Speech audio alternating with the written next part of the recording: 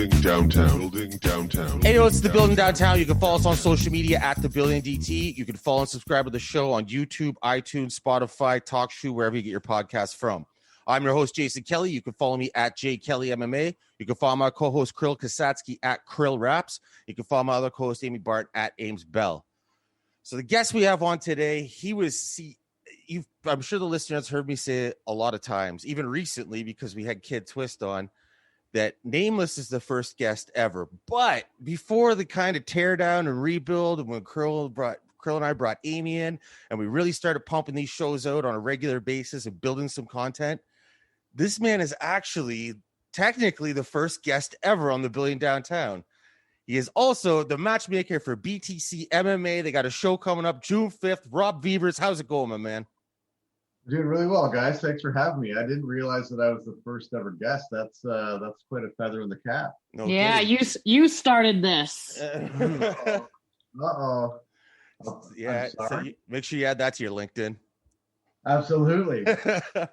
So, no, I'm glad to talk to you again. Crazy, that it's been almost a year and a half since we spoke, since the last BTC, which was February 29th, 2020, right before the world went to absolute shit. So I guess vacation's over for you. You're back to work now, as far as matchmaking goes. The one thing we did talk about is that it's an Ontario-based regional MMA show. You guys looking to stick in Ontario. So, I mean, I think, you can assume some things, definitely, if you've been paying attention to what's going on for the past year and a half. But why BC? Well, the first province to start doing shows again. Basically, it was they had BFL and Rise did some shows, I think back in March, and we were waiting for Ontario to kind of pull their heads out of their asses and failed miserably. So you won't be waiting, sir. Yeah. So just like, what do we do? Well, let's pack up and head west. And all this whole year that things were going on, Jay at BFL and I had been talking about kind of a co-promotion, but not a co-promotion, like sharing the costs. If we can't have fans, then it's, there's a ton of overhead and a great expense. So if we can share the cost on a venue, the cage setup, the production setup, and all that other stuff, then maybe it makes a little bit more sense if it's not such a punch in the mouth financially. Mm-hmm. I wasn't sure it would ever happen, and here we are. It's happening. Mm-hmm. And building the card, what was that like? Your job as a matchmaker, it's there's so many restrictions crossing borders, country to country, even province to province. So what new challenges did you face compared to the past 9 BTC cards? I would say that we're pretty well like business as usual, with the fact that or we can't have any Americans or anyone outside of Canada, obviously.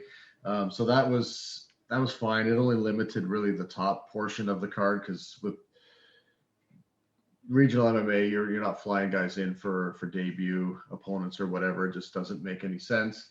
So that's like sort of solved some bigger problems as far as what the top of the card might have looked like. But we've had a ton of support from all the athletes. Like I can't believe the flood of people that were, I'll do whatever it takes to get on a card. Like I'm ready to go. I've been training, blah, blah, blah. So this one came together I wouldn't say easily. They're never easy, but this one came together pretty quickly. And I've been sort of white knuckling my way through the last couple of weeks, waiting for somebody to get COVID or somebody to get injured and pull out. And knock on wood, we're, on inside 2 weeks and I've got 11 fights. Yeah, but then you just said that, so now. I've been saying it though. I say knock on wood, and it's just, it's going to happen or it's not going to happen. It's one of those things where we have 11 fights. We've never had 11 fights on a card. We've always wanted to have like 12, 13 fights. So if we make it to the finish line, June 5th, well, not only will we be back, but the 10th show will have the most fights on it that we've ever had.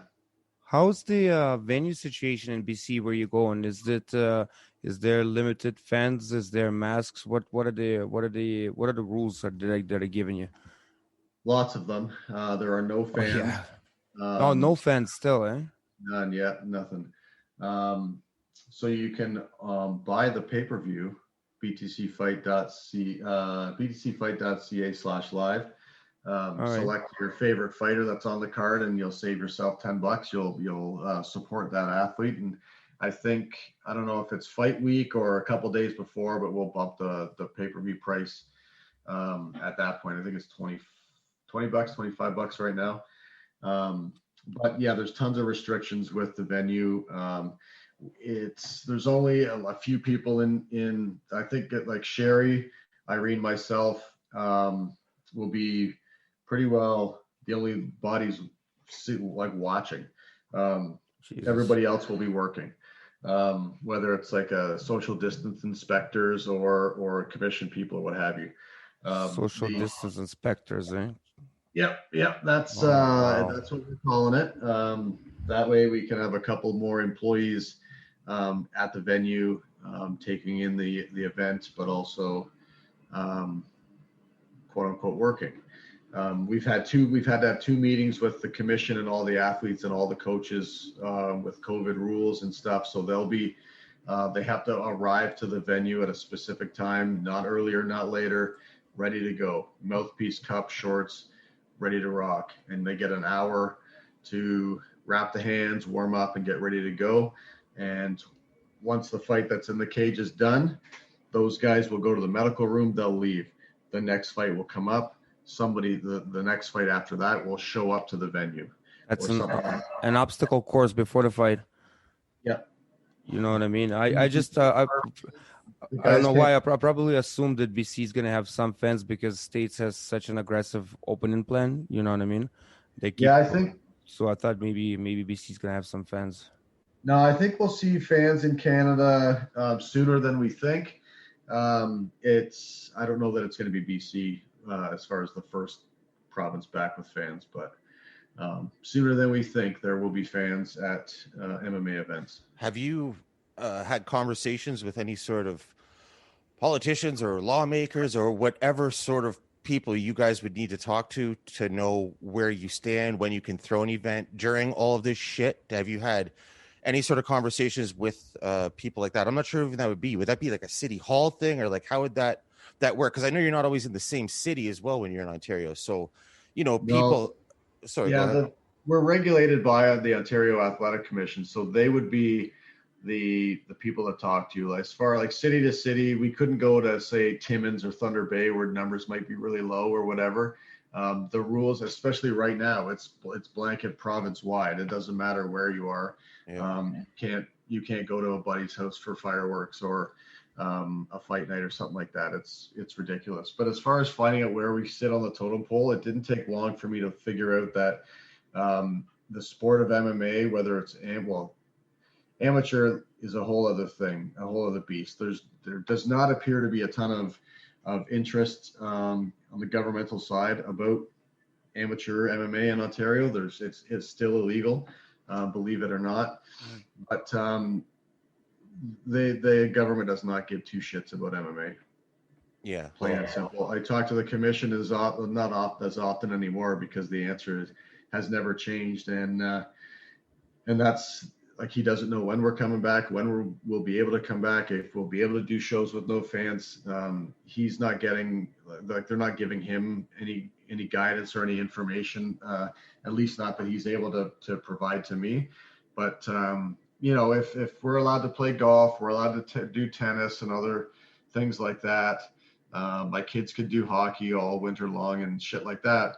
There's no reason why we can't safely make this happen. And it's just forced us to go out of province. And sadly, if it's a good thing and it's a good fit, like maybe we do 6 shows a year, but only 2 or 3 of them in Ontario. You know what I mean? It just hurts the sport in Ontario overall, right? From the fighters that you speak with on a regular basis or stay in touch with from past cards you have relationships with, whatever it may be, have you heard a lot of people, especially the Ontario ones, having a hard time even training? No, the ones that want to train and want to fight, figure it out. Yeah, they've all been doing it. The ones that don't really, like, they're just sort of you know, I don't want to say like weekend warrior type things, but somebody that's like talks up they want to fight, but then when push comes to shove, they never really do. Mm-hmm. Those are the ones that I've noticed that are like, oh, they're say I can't go to the gym, I'm not going. Those that want to train will figure it out, and I think we've seen like a guy like Terry Lemaire is a good example of somebody who's taken advantage of COVID and has spent a ton of money traveling to the States on his own dime Mm-hmm. to get fights. And he's not getting like softball matchups. He's getting like really good fights and good matchups, and he's winning these fights.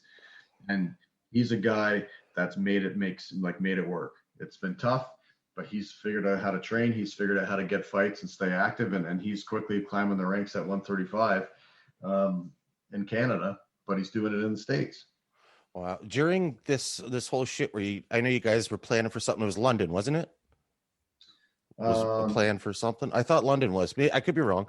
Sorry, go ahead. We shifted gears after Kitchener for the like what I keep referring to as our our WrestleMania, our Super Bowl, the June show in Burlington. Burlington's home base, and that's we've done Night of Champions and those events there, and those are always our most attended. They're our biggest events. So we were shifted gears after Kitchener in February, and we were ready to blow the doors off the Central Arena yet again, but that didn't even get off the ground really. Yeah. So obviously looking for opportunity throughout this whole pandemic. Was there ever a point where the discussion came up of just closing the doors for even temporarily? Nope. No. Sherry and I have been in and her and I, we're good friends as it is. So we're going to talk a lot regardless, but we spent the entire year and a bit that we've been off trying to figure out how we're going to make it work, where we can go, what changes we've made so many improvements. Like this has not been a wasted year for us. But yes, we haven't been able to put shows on, but we've tightened up a few things that we've learned over the last couple of years that needed improvements, or how do we do this, or how should we do that? We've tightened a ton of that shit up, and it's got us even more excited about getting back at it because we're going to be new and improved, and it really was sort of by accident. The biggest cost, obviously, for you guys is putting on the events, marketing the events, everything else. But are there any costs when you're just idling, not doing anything, because you've been strapped, you haven't been able to for the past 16 months or 18 months almost?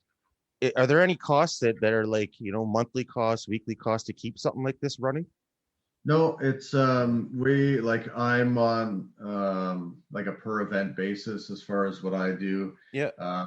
Patrick, who does all the media stuff, he's been still flying away. He works at the gym too, does the media for the gym, and he's got a couple other things that he's got going on. So that cost just sort of maintained itself. But outside of that, as far as the business operations of it are concerned, there's nothing. It's event per event basis. So we've got the deposits out in different spots for our future shows that we've had planned, but those they're hanging on to those, and we're hoping to fulfill those this year. But no, as far as monthly costs and stuff like that, no. With BTC 9, I was there, covered it live in person. It was an amazing event. It was an amazing time. Yeah, Kirill was actually with me. He was the co-host that you credentialed, who wasn't on the show with me and you last year. But that thing, being there, watching it, it was great. The vibe, the atmosphere, the fans, everything else. But on the BTC side of things, was it a success? Yep. Oh yeah. Yeah. Oh yeah. Most successful one yet? I don't know if it was the most successful one yet, but if it wasn't, it was damn close. I don't know if it's just not that I don't care, but I mean, I got a ton of stuff going on as it is, but I've never finished a show and was like, well, what was the final number? I kind of keep my eye on the ticket count, stuff like that, but my job is to make sure that the people are entertained by putting the fights on and stuff like that. I don't pay too much attention yet anyways to the nuts and bolts and the bottom line. But as far as what I'm what I understand, that was one of probably top three. I bet you that Kitchener show was top three. Right on. For one of the Burlington shows, if not two of the Burlington shows, the Windsor show was really well done too, and Kitchener was fantastic. Good. That means that you're probably coming back at some point. Yep. I like to hear That's that. the type of I would probably rank that one in like I would probably put that ahead of Windsor simply because I much prefer that venue setup. To me it's more legit than like we were at an indoor soccer field in Windsor, and the venue was fine, it worked well and everything like that, but I prefer the seating at like you would have at the auditorium and the dressing rooms, how they're all set up. It makes it a lot easier to get some of the things taken care of in a venue like that. And it's legit. It adds legitimacy, in my opinion, to what we're doing. And it's a huge expense to do that. I mean, it's way cheaper to do the indoor soccer field, but we prefer to spend a little bit more money to put on a better, like, give the fighters a more realistic and more professional atmosphere with the dressing rooms and the walkout and the lights and all that other stuff, than just putting a show together just to kind of smash and grab a couple bucks. Mm-hmm. And like you said, you keep an eye on ticket sales somewhat. Were they did they go well, or at least as planned for that venue? In Kitchener? Yeah. I would say it exceeded my expectations simply because Awesome. we didn't get, I was hoping for, I think 5 or 6 more athletes from Kitchener itself to be on the card. And for whatever reason, that support just wasn't there. So that was kind of disappointing, but I think for like, based on who we had on the card to draw out some numbers, and then just the organic ticket purchase from our marketing and stuff like that was tremendous. I was really happy with the attendance at Kitchener. And Jesse Ronson got the call to the UFC right after that. I know from talking to you before, you guys don't stand in the way of something like that. You don't try to get in the way of it. But was there even a conversation? Like, was he, a possibility for a future BTC card? So you guys had to at least have a conversation, or was it like you found out like the rest of us did? So Jesse, he was on just a single fight contract, if I'm not mistaken, for a couple of reasons. One, I think he might have been under contract somewhere else that they let him fight for us, which was cool. Oh, nice. But yeah, there was always a conversation with Jesse for another fight later that year, for sure. Mm-hmm. But no, there's absolutely never going to be a situation where, like, if UFC, Bellator won, like, PFL even, maybe to a lesser extent XFC, some of those bigger shows, if they were to call and say, hey, can I use your guy? Or if the athlete comes to us and says, hey, I got this opportunity here, do you guys mind?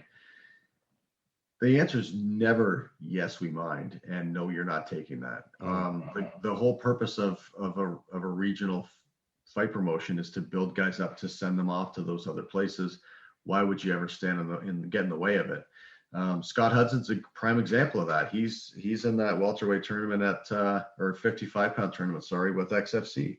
Yep. And I think unfortunately he's going to miss the fight this week because he got COVID, but he went in there, performed really well in his first fight, and was slated to fight this coming weekend. But yeah, we're never going to stand in the way, even if it's on a regional situation. If we have guys that are under contract that we don't have anything lined up for them at the time or something like that, and they get an opportunity from wherever, BFL, the places down in the States where all the guys are fighting. Adam Senza fought down in Kentucky or somewhere.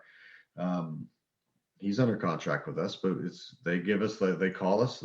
The answer is yeah, hell yeah, go for it. That's a beautiful thing, because you hear about people getting screwed over contracts all the time.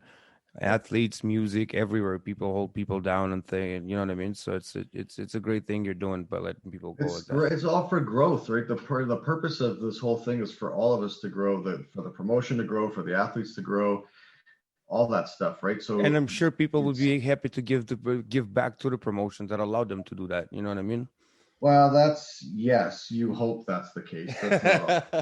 That's just the way I'm seeing it played out. Like I'm putting myself in that situation, right? So yeah, for sure. No, I agree with you. But it's always like there's always that like couple assholes that are like, you need me more than I need you. Well, now I'm the star, right? Shit like that. Oh shit.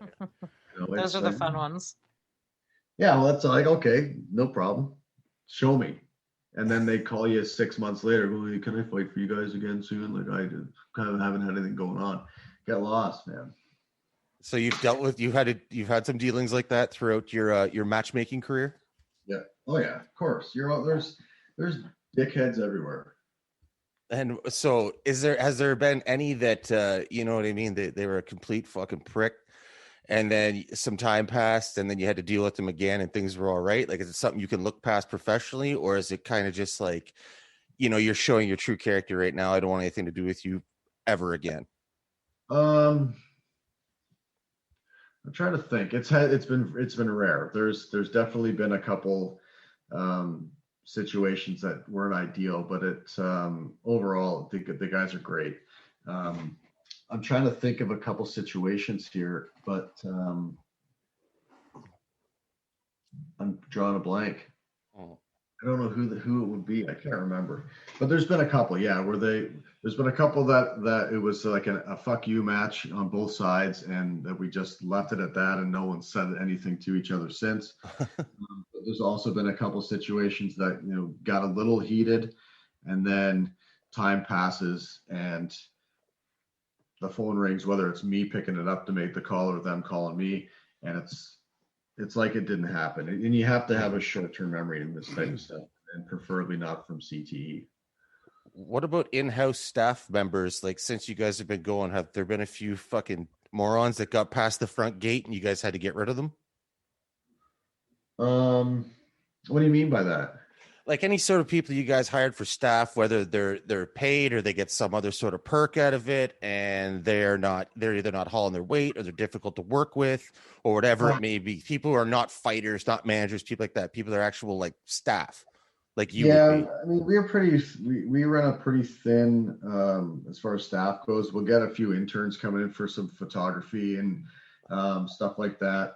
And I remember there was somebody, like, and I mentioned earlier that we learned stuff like each show. And one of the things that we learned a few shows back was that everybody that, like, all the media that you hire for photography or whatever, they all want to be cage side, right? Because that's where the action is. So we said, okay, we're going to split it up. There's going to be X at the cage. There's going to be a couple people doing the walkouts, a couple people in the crowds, whatever.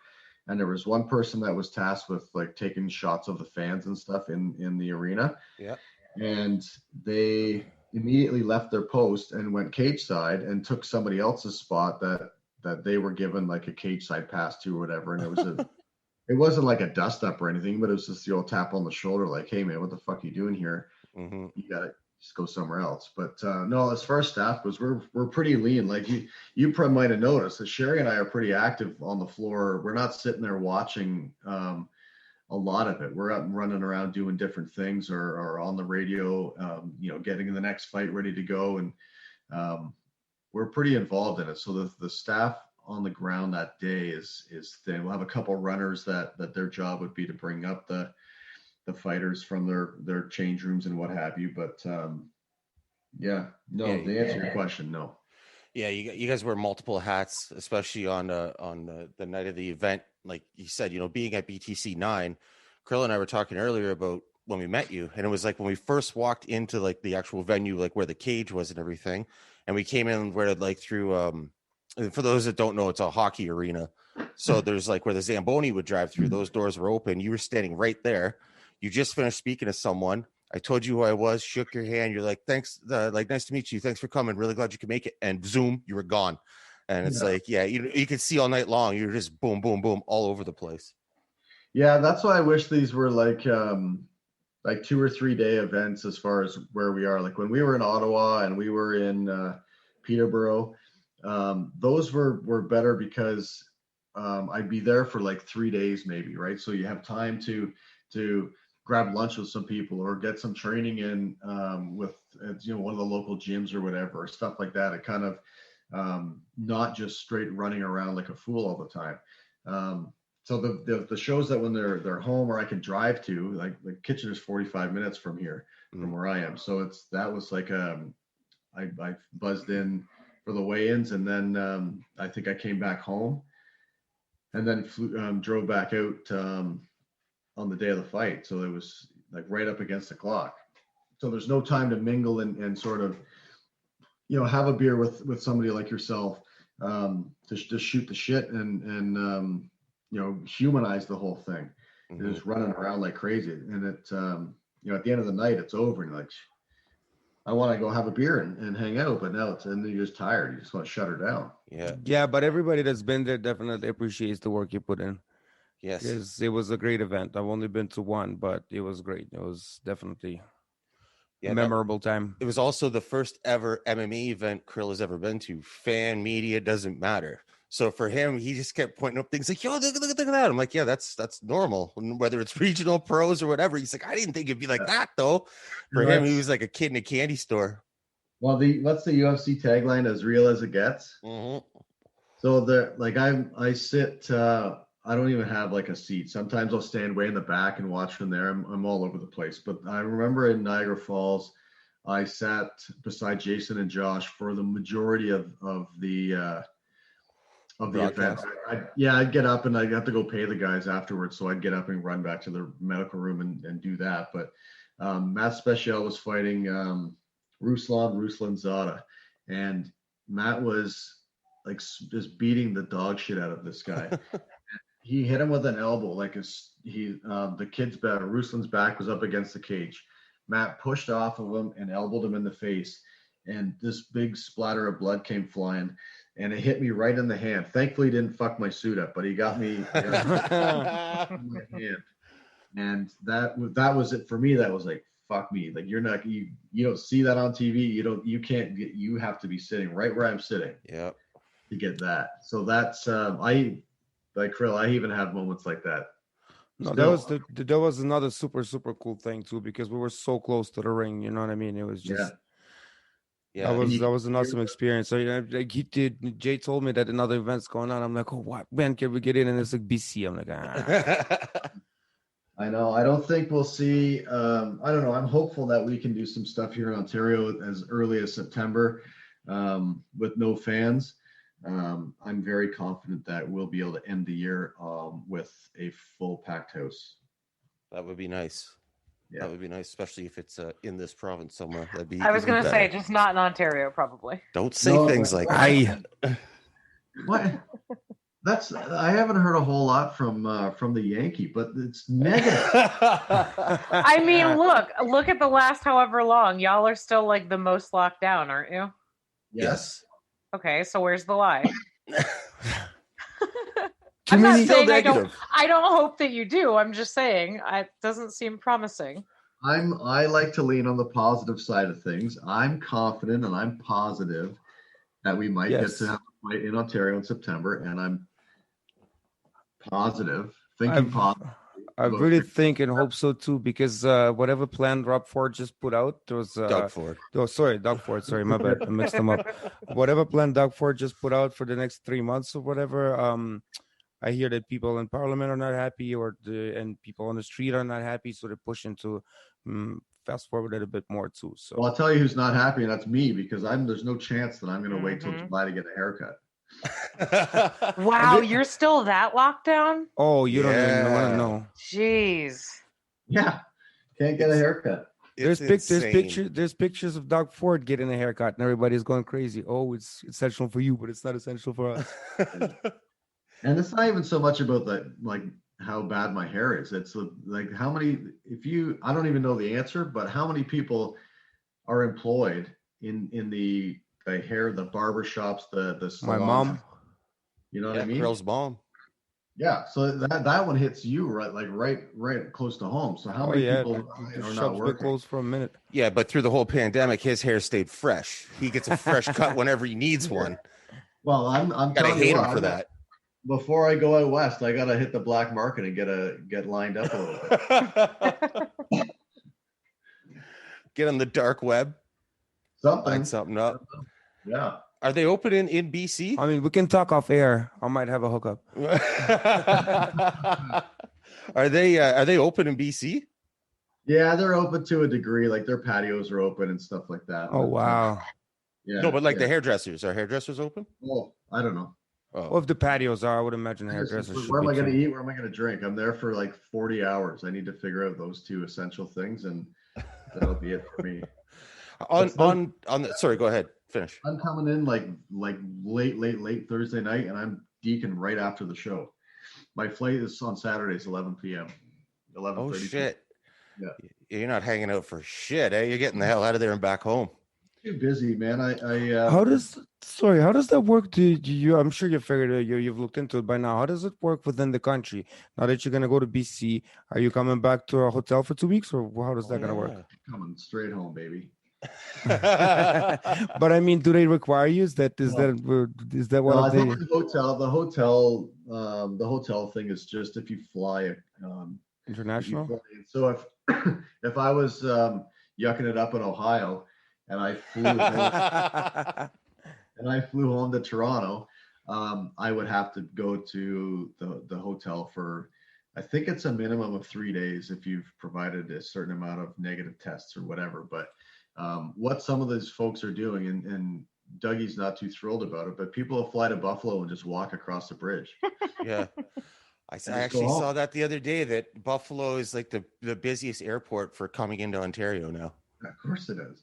Like, people aren't stupid, right? Like there's always a way around something. Mm-hmm. Because people just have to figure it out. So that's all. But yeah, I don't know what the scoop is out west. It's I do know that the patios are open. And that's important to you. Yep. Man's got to eat. I think we're looking at 4 people at a table in, what did it say, end of August? What? No. In Ontario, they're looking at having 4 people at a patio table. I think it's much sooner than that. I might be mixing stuff up in there. But he also rolled back on a couple things immediately upon blurting them out the last time he was giving us a bunch of new rules. Like, people they're not going to just sit in their house all summer long. Like, you should have seen. Well, we already did the one summer, right?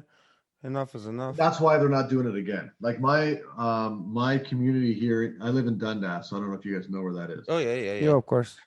Yeah, so I've got there's a crescent. I live on a court that attaches to a crescent. So we have this group, like, WhatsApp chat. It's a wicked neighborhood. All their kids hang out and shit. So somebody chimed in on the chat last night that, we're so-and-so bought fireworks. We're going to meet at the park in 20 minutes. So literally the whole fucking neighborhood went over there to watch fireworks in the park. Nobody gave a shit. They're like, this is time. It's time to get back to reality here. And I already had a couple buddies over from like their families that come over just for the backyard. And we all went over there. And it reminded me of when I was partying there in high school. With your actually, can I say what your 9 to 5 is on here, or is it so? I don't think you're trying to keep. Okay, yeah, so probably not 9 to 5, but yeah, I guess not, right? But and I'm not sure exactly what it is. You work in real estate. Are you an agent or you a realtor? What exactly would it be? Yeah, I'm a real estate agent. Yeah, real estate agent. Okay, so how does that work? Like, is like the big differences with showing houses, or is it just wear your masks? Yeah, wear the masks. The house, like, there's no open houses anymore, so that was a pretty popular thing to do on a Saturday, Sunday afternoon. Was just, the agent would park his ass there and random people would come check the house out. So it's all like private showings and stuff now. But yeah, everybody that comes in and is masked up. It's the agent plus 2 prospective buyers, no kids, masks and sanitizer provided at the door. Other than that, it's the same stuff. And what is being in the industry you're in, and I'm not that far from you, Kitchener, I'm sure you know what that shit is like now. The price of housing goes up fucking every 20 minutes. Has there been a decrease for like wherever you're selling, areas you're selling in terms of home buyers because of all the hoops they have to jump through? Like, even, you can't bring your kids, now you got to find a babysitter to go look at a house. Yeah, that's definitely, how in some cases how they've done it, they'll wheel up in the minivan, they got their 15 kids in the back, dad will get out and come lap through the house with me, and then then he'll swap out, mom will come in. But it's just where everybody's been adjusting in different ways. So whether it be while the kids are at daycare, I'm showing more houses during the day than I ever have before. And that could be for that reason with the daycare, but could also be people just starting to skip out on work to go check it out. Usually it's an evenings and weekends thing. What about a virtual tour? Yeah, Virtual tour things. Yeah, You using those? Yeah, so on all of our listings, we provide a virtual tour, and some people just they need to be in the house to look at it. But it's definitely 100% better to be. Yeah, a lot of my buyer clients, they will utilize that, especially right now. Those that are very concerned about things, they'll only look at virtual tours. And they'll only go look at houses that they are satisfied with the virtual tour. So that helps me a lot too, because I don't have to take them to 38 different houses. It may just be 8. Is it a little harder to really like close the deal? Not even close the deal, but get people excited with a virtual tour? No, a virtual tour it might amplify things. Like you can see pictures and go, "Oh, this place is really nice." And then you see a virtual tour and you go, wow, this place is really nice. Like, we got to go check that out. I don't know. Nobody has like offered on a property simply because they've enjoyed the virtual tour. They always physically go through the house because you don't know there's cracks in certain places or whatever, right? So you got to get in there and really lay eyes on it. It helps to narrow the search though, right? You know what I mean? It does. Absolutely. Yep. And what about inspectors and stuff too? When people are getting to the point of closing and they want people in to do inspections for whatever it may be, is it delayed now? Is there a longer time? I feel bad for those dudes because those guys are begging people to get their houses inspected because the market's so scorching hot.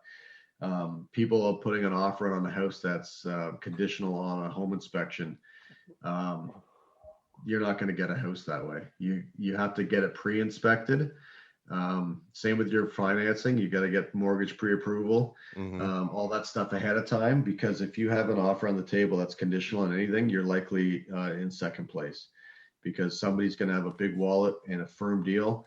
And that's what the seller's going to take because they don't want any BS with the inspection. Are you familiar with what's going on in like Kitchener-Waterloo area right now with the price of housing? Yep. I figured you would be. With that, like, what is that a market that you're into? Are you selling in this market? I've got clients that are buying out there. We'll eventually sell some stuff out there when they go to buy it. But we have people like leaving this area heading that way because housing's already more expensive there. They just deemed, and I read this the other day, Hamilton is the third most expensive place to buy a house in North America. What? I've heard that. Do you know why? Yeah, because people are spending big money on places they shouldn't be spending big money on. Yeah. Dude, it's wild. Some of the numbers that are getting tossed around for some places that are like mediocre at best. But I mean, Upper Hamilton is nice, yeah. But like once you're down the hill there, it's down the hill. But that's the thing, and that's why. Like Dundas is a very highly sought after area. There's no room for expansion. This town is as big as it's going to get, and we've got several different pockets that back onto conservation, and the schools are good, yada yada yada. So supply and demand really drives the number up here. Ancaster is similar. So that's I can definitely see your point. Like downtown Hamilton, it's getting better, but it's certainly not the best place to be. But there's some nice pockets down there too, really. And the people are doing a lot of great work inside the house. Like the renovations are really, really sharp. Because they're larger houses already to begin with, but they're just run down. Is that what you're saying? Yeah, Is it downtown? The way that people are spending their money, especially this past year, they haven't been able to travel or anything, so they've invested their money into their house, and some of the stuff that people are able to do these days, whether they're doing it themselves or having a contractor do it, it's really, really nice. And that's where the number comes in. You could buy a place for 500,000 that needs 200 grand worth of work, or you can buy a place that someone bought for 5, spent 200 on for 850. Right. In Dundas, Hamilton, I actually just said the third most expensive or highest price, whatever. I would assume this is a thing just like here, that the offers are coming in way over asking price. Yep. You sound real okay with that. No, well, not really, because my role within my team, so I work with my dad and my brother. Those two are like the listing agents, and I'm the buyer agent. So I'm often getting my teeth kicked in because the number, I'm not going to tell somebody just like, yeah, you're going to need 1.3 million to get this place, but it's only worth $1 million, right? Like I'm not going to encourage them, even though it's super easy for me to spend their money. I'm not going to encourage them to overbuy, because if the market takes a shit next week, those people are in a heap of trouble. You know what I mean? So no, I don't love it when the there's multiple offers and the number gets way out of hand. It is what it is. And the good news is that we're sometimes in these battles and we're winning, and we're getting good numbers for them. And the last 3 deals that I've done myself, we're all uncontested in at asking price. So if you just got to find the right place that's the right fit for the people, and hope it's not for somebody else.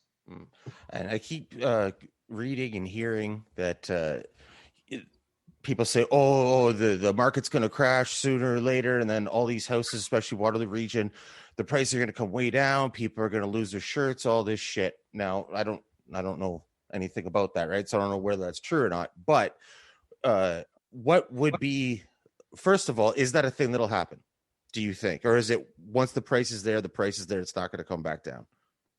Yeah, there might be a leveling off. But it's not going to come back down. I can't imagine it's going to crash, because the government's not going to let that happen. Right, especially right now with so much moving and shaking going on. People are going to be mortgaged to the tits, and if things go sideways, the government's going to be left with, and the banks too, they're going to be left with owning a bunch of houses they didn't plan on owning, and that doesn't work well for their bottom line. So I think that, like, the banks are giving out lots of money with low interest rates, but if you look back, the interest rates were way higher, and the numbers that the bank was giving out were far less.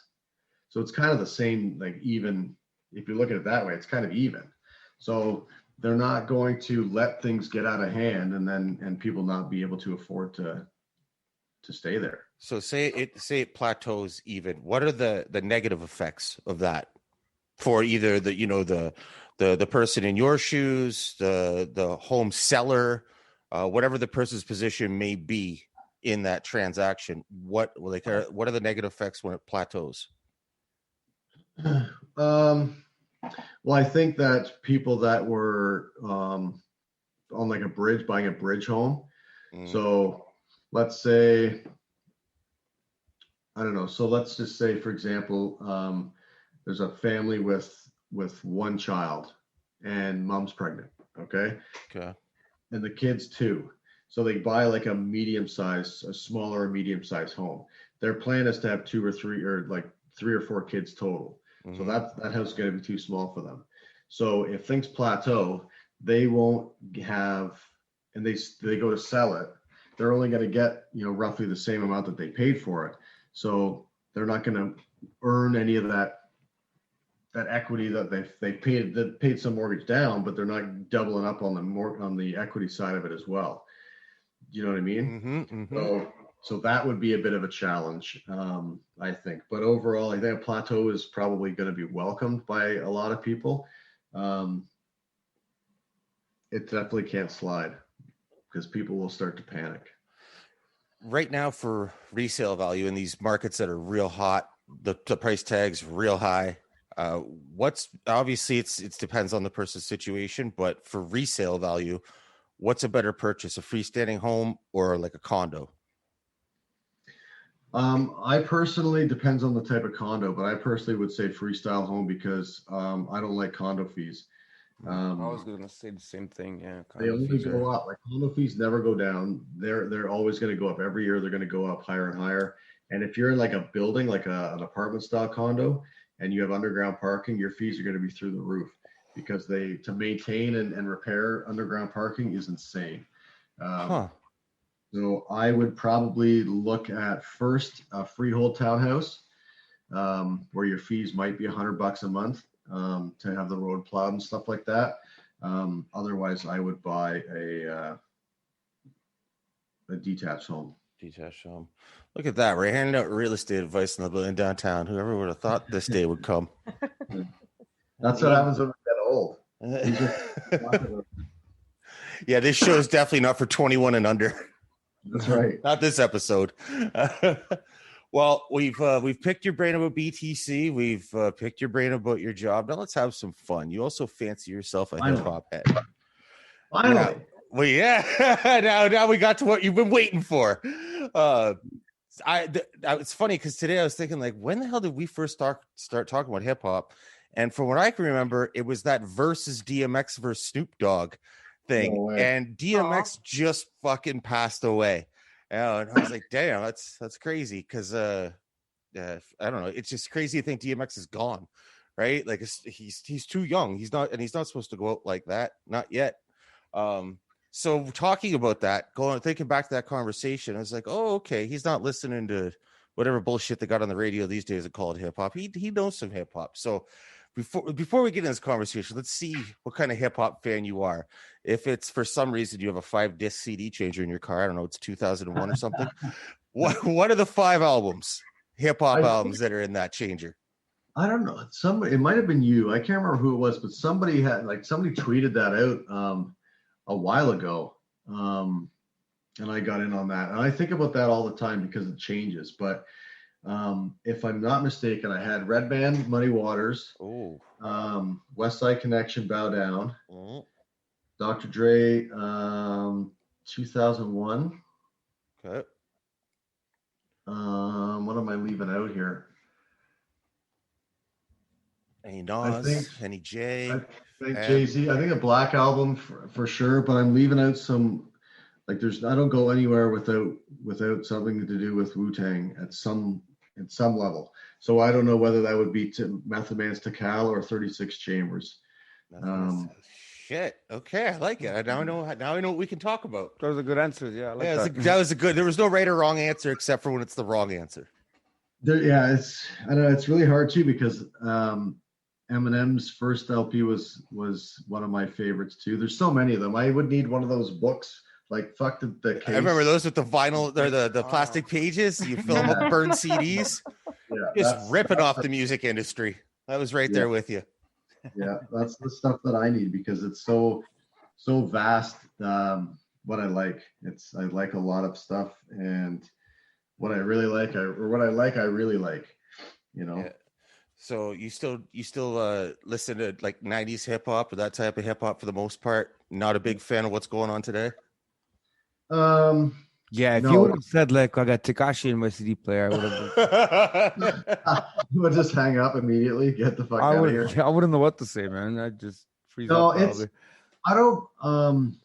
I'm hoping to not turn into that like my dad when I was listening to stuff like I'll turn that shit off. I gotta have Slipknot on or something. You'd be like, turn that shit off. It's just noise. I don't want to turn into that guy. The stuff today is like lyrically it's garbage. Like absolute garbage. I don't hate the production and some of the beats that are some of these guys are making, but there's no chance you could listen to it for the words and like. There's a few, but they're not making it big for some reason. Well, we know there's tons of them. I mean, like there's Dave East who's been backed up by Nas, right? Which is a pretty big deal, right? And he's done well, but he hasn't done like the Rat Tekashi, which is weird. You know what I mean? I guess it's just kids based, and it's Dave East is a good example because. I was talking to Adam Asenza probably a couple years ago now, and I think he was bumping something, and I was like, "Yo, fucking who's this?" And he's like, "Oh, this is Dave East, and the boy's nice." So I went home and looking. I'm like, yo, Dave East is nice, man. This is good. I like this a lot. And that's just that's how gets his popular. Like Papoose is kind of the same way. Like he's not super commercial. I really like Papoose. Cassidy was like hunting for a minute, and then he fell off. I don't know where he's at. And I think he's just doing battles and stuff now. Yeah, he is, and they're terrible. I mean, his barbarian mixtape, barbarian isn't bar. You know what I mean? A barbarian mixtape was good. I like that, but other than that, I haven't heard anything nice from Cassidy for a while. His battles are not great either. No. I don't know. I like the Disaster Battle, but I guess that was years and years ago. Yeah. Have you checked out any of his battles, Rob? No, I think I saw something on your feed about a battle or something, and I thought, fuck, that'd be kind of neat to check out something like that. Because I don't know, and I just see shit like randomly that comes up online, and I'll check it out. And some of these guys the shit's funny. A lot of the stuff is funny, and that's I love listening to the shit, and especially in the battles, and just start buckle over laughing at the dumb shit that these guys say. It's hilarious. You need to look up Red Flag. You could be his uncle. I don't know if that's a compliment or not. It's not. Definitely it's not nothing. a bad thing. No, I love Red Flag. He's one of my favorites. But I mean, like visually, like you could be related. Yeah. And he is a funny battle rapper. That's hilarious. I used to make like CDs back in the day when you were able to do that, and my DJ name was DJ Red Springs. That is awesome. See, y'all Isn't go way Red back. Flag a lawyer too or something? No. Or Yeah, it's yeah, not? he is. Flag, yeah, He's a lawyer too. Yeah. Yeah. So that your DJ thing, was that like, were you legit like DJing, or were you just making burnt fucking CDs? I just make mixtapes. Like there's compilations of tunes I liked. Is there any blending or mixing, or just Nothing. Just song straight- 1, song 2, song 3? Yeah. Dude, I miss those days though. That was like the most fun thing to do. Yeah, and everyone kept stealing my stuff because I always made good ones. They just kept taking them. Yeah, Nice. fucking. That's hilarious. You even gave yourself a DJ name off of that. No, you think I'm going to give myself that name? Somebody gave me that name. Oh, someone gave it to you. That makes it even better. That's what I'm saying. Oh my god. That makes it even better. Were you ever interested in trying to get into any sort of creating hip hop content? I'm not creative enough, to be honest with you. I would love to. Like the turntables and that whole thing is fascinating to me. I love watching that stuff, and all different varieties of music too, like electronic and stuff like that. I'm fascinated by what the noise that can come out of that machine. Even I'd like to try to make beats, or watch, like with Timberland stuff, with make his beats and shit like that. That stuff's really interesting to me. I just don't have that creative bone in my body to come up with something that I didn't just hear 10 minutes ago. Are you more into lyrical ability or beats? Both, man. Like I've got a long list of producers that I like listening to their stuff, and I have a really long list of MCs that I like to listen to. But there guys, like there's many different tiers, as you guys probably well know, with lyrical skills. And there's the A+ group, and then it just falls off. I think, anyways. But no, I really like I like the lyric side of things. But if I'm not bumping to the beat, I'm probably not really focused on what they're saying. I'm just skipping. That's fair. Who are some people that you like that are maybe not as famous? Is there anyone like that, or are most of them pretty much superstars? King Crooked. Who? Probably King Crooked. Pink Crooked? King. Oh, King Crooked. Crooked Eye. I think you said Crooked Eye, Pink yeah, that's what I Crooked. said. Jason, I was like, wow, man. Like, who the hell's Pink Crooked? Crooked Eye. Shut Okay. up. Crooked Eye is pretty big though. Yeah, Slaughterhouse. Eminem Shady. features. But I get what you're saying. He's not exactly out there Not like. commercial. You don't hear him on the But radio. that's what I'm saying. You don't hear people like Crooked. Like, I mean, Crooked's been around forever, and he had his hits. but you don't see them. And then it's not that they're necessarily lacking the material. Some of the stuff is full of substance, and it's catchy, and it's good, and it's good quality. But then you still hear auto-tune shit over a drill beat that no one understands. He would probably and I only got turned on to him. I'll never forget this one too. But Paul Jalbert, who's Ascenza's coach, him and I were in Windsor for our show. Whenever the hell we were doing our show in Windsor, we were going to Tony Laramie or TJ Laramie's gym, and we're driving in the car, and I'm just like, oh, who the fuck is this? And he's like, you don't know who this is? I'm like, no. He goes, it's fucking Crooked Eye, King Crooked, whoever. So I wrote a note in my phone, and then when I went home, I just went deep on him, and with Joel Ortiz and the Slaughterhouse guys like that.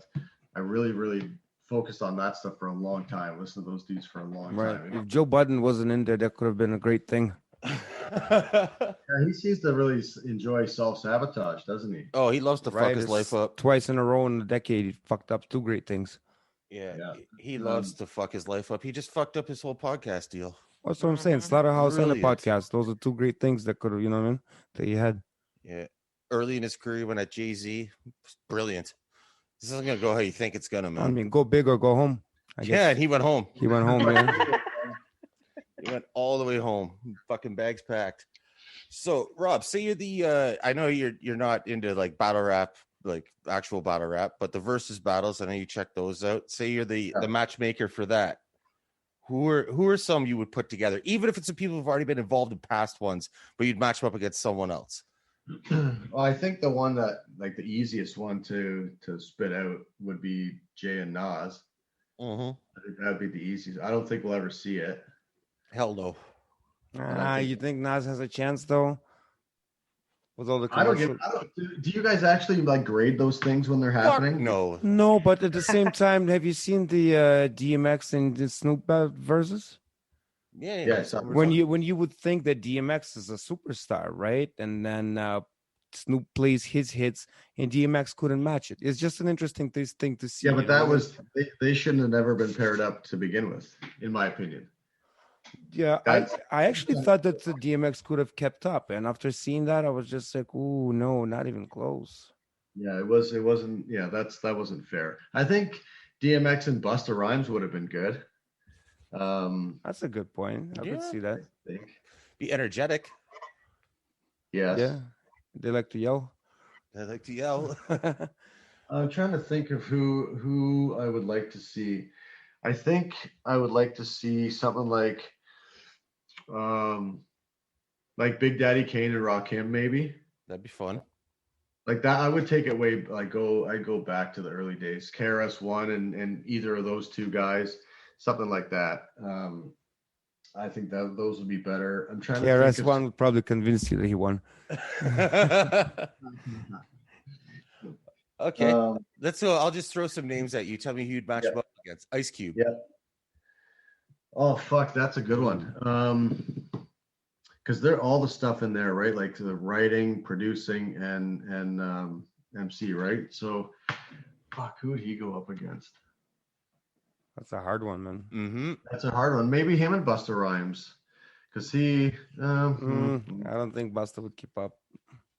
Maybe, No, but I'm just not big on Busta, so I'm biased on that one already. Who do you put against Dre then, though? Ooh. Probably Snoop. Have them do the features. Well, because Dre is more producer than he is. Like he would just play 2001. Yeah, and it's game over. Press Right, play. and that's all he needs, right? You know, so who would Dre go against? That would be. I would probably go find another producer that MCs as well, but produces mainly. Timberland. Wyclef. No, what does he rap on? Who, Timberland?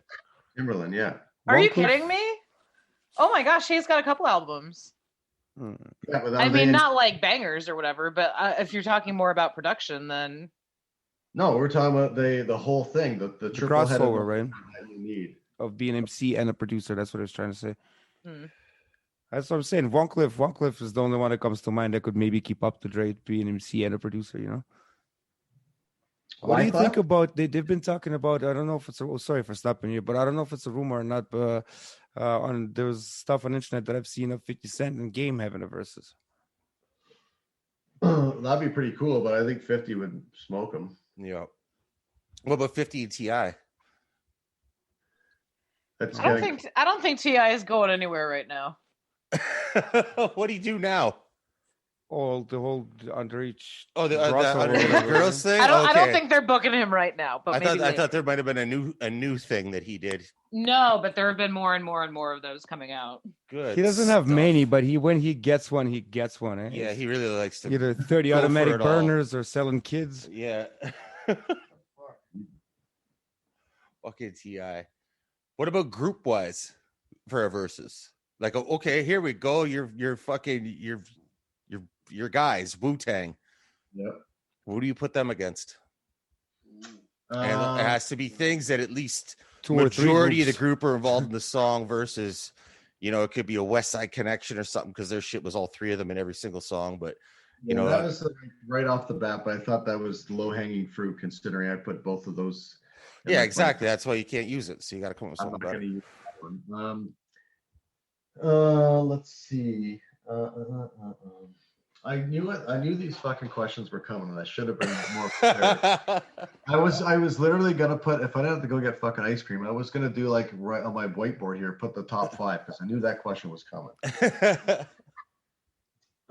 What group would I put up against Wu-Tang in a versus?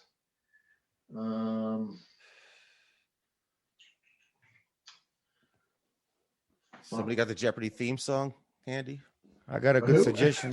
I said, does somebody have the Jeopardy theme song handy? Yeah.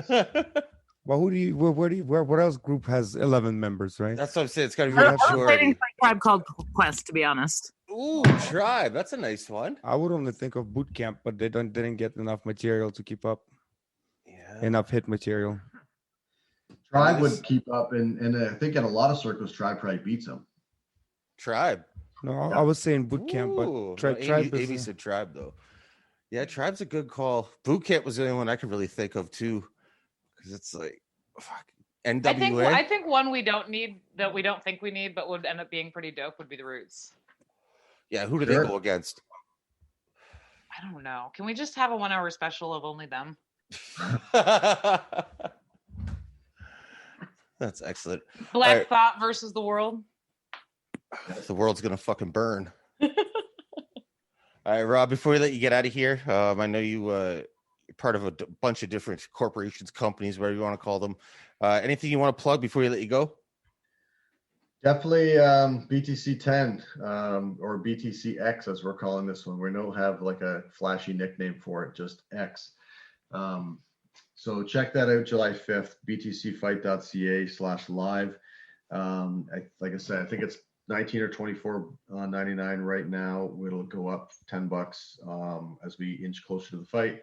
So go there and you can support any of the athletes that are on the card. You can click their name and they'll get a piece of that action.